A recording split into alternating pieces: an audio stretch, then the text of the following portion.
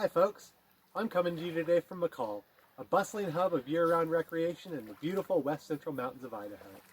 In a normal year, tens of thousands of tourists descend upon our town for holidays, events like the annual Winter Carnival, and all kinds of outdoor recreation. We have 3 ski resorts, hundreds of miles of maintained biking, hiking, and snowmobile trails, golf, whitewater boating, motorboating, and almost any other outdoor activity you can think of.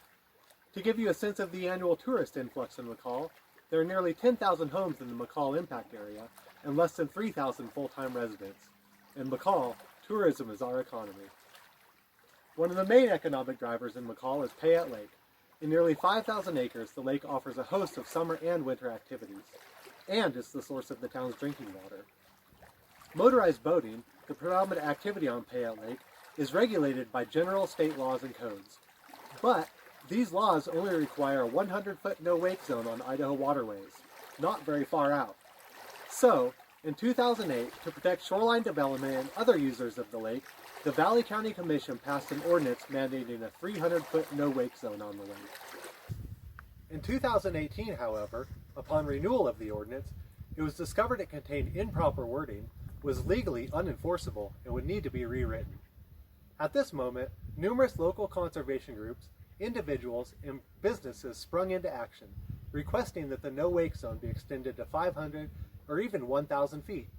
This was in response not just to the increase in use on the lake in recent years, but the growing popularity of surf boats, boats designed to create a wake so large you can surf them without a tow rope. As expected, boat owners, some local businesses, and boating industry representatives were outraged. They argued that surf boat owners were being singled out and that surf boats were no more impactful than any other motorized boats. With little relevant data on the subject, negotiations quickly reached an impasse where they stand to this day. So, to help clarify the situation, I decided to answer one especially burning question. Is a 300-foot no-wake zone sufficient to protect environmental resources in Payette Lake? The threats posed by motorized boating have been well established over the years. A partial list includes pollutant discharge, noise pollution, visitor conflict, shoreline erosion, and lakebed sediment disturbance. The last, lakebed sediment disturbance, is especially important because it can lead to resuspension of nutrients such as nitrogen and phosphorus in the water column. Once in the water column, these nutrients can foster cyanobacteria blooms. Cyanobacteria, or blue-green algae, is highly toxic to humans and animals, typically leads to recreational use closures on waterways, and can lead to contamination of domestic water supplies. In McCall, any of these would cause severe disruption to our community and economy. Furthermore, studies performed in the late 1990s showed elevated levels of nutrients in some areas of lakebed sediments, exacerbating the need for this threat to be studied and mitigated in Payette Lake. While my research is ongoing, I have already made substantial headway on analyzing the threats posed by motorized boats on Payette Lake, and wake surf boats in particular. To date, I have begun modeling wind regimes on the lake, analyzed lakebed sediments and substrates around the lake, modeled slipstream impacts from wake surf boats, and determined areas of lakebed vulnerability. Modeling slipstream impacts was especially useful, as it indicated how deep in the water column the effects of a boat propeller would be felt, and thus one measure to determine an appropriate distance from shore for a no-wake zone. To make the models, I personally collected trim, speed, and RPM data aboard a 2019 MB Sports F22 Tomcat surf boat, and I crowdsourced data from popular boating forums. The latter proved to be especially useful, as some users had compiled extremely complex data sets regarding the performance of their boats. With the data, I created slipstream velocity profiles for 3 boats, a 2019 Malibu LSV22, a 2016 Malibu LSV22, and a 2019 Axis T23, all operating at 3 different trim angles. In these pictures, you can see just how large of a wake these boats can create. Displayed here are the slipstream velocity profiles for one of the boats, the 2016 Malibu LSV22. As can be seen, slipstream velocities of up to 1/4 meter per second were predicted at depths up to 13 meters. Models for the other boats predicted slipstream velocities of up to 1/4 meter per second at depths between 10 and 12 meters. This velocity, 1/4 meter per second, is important because it is sufficient to initiate motion of clay, silt, and the smallest of sand particles, all of which are typical substrates in Payette Lake. To correlate the slipstream profiles to the 300-foot no-wake zone, I analyzed bathymetric data for 5 miles of lakeshore around the southwest basin of the lake.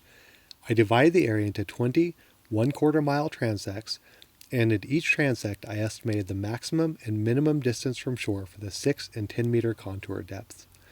I found that portions of the lake are shallower than 10 meters at the 300-foot no-wake zone boundary in 13 out of 20 transects.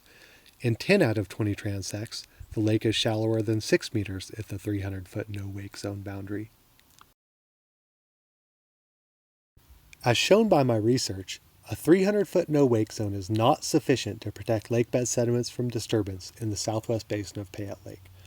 Lakebed sediments in other areas with low bathymetric gradients, such as Pilgrim's Cove, Paradise Point, and North Beach, are also likely vulnerable to disturbance from motorized watercraft. While extending the no-wake zone will decrease the usable area of the lake, a focus point of motorized boat users, the amount is small. In the southwest basin of the lake, with a 300-foot no-wake zone, 13% of the lake is off-limits to motorized boats creating a wake. This is represented by the red line on the map. With the no-wake zone extended to 500 feet, represented by the yellow line, the usable area of the lake would only decrease by 7%, or less than 200 acres. In addition to protecting environmental resources, this expansion of the no-wake zone could also mitigate user conflict, as it would provide a larger corridor for other water sports such as paddleboarding and kayaking.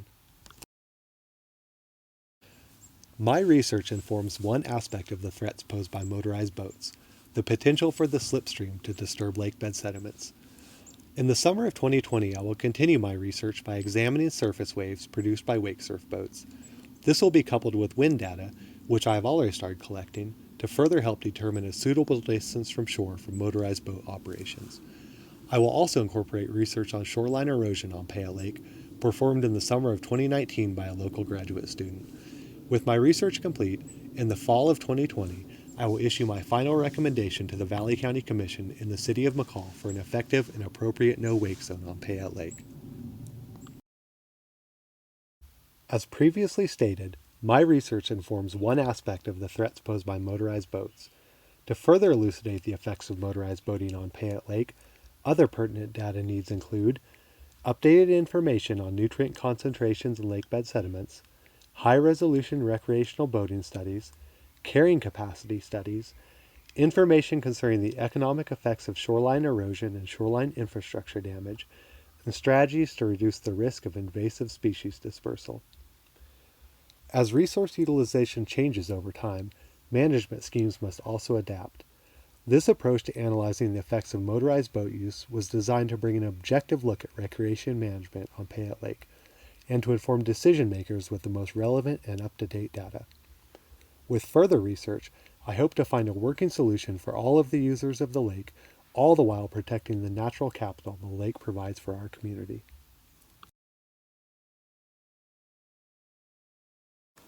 Finally, I would like to thank my community sponsor, the Big Payette Lake Water Quality Council, for supporting my research, the Faraday family and the Haley Fund for their financial support, the staff at Western Colorado, my co-presenters Brady and Taylor, my parents and my partner Yvonne, and last but not least, Dr. John and my advisor Sally Thode for welcoming me with open arms into the Master in Environmental Management program at Western Colorado.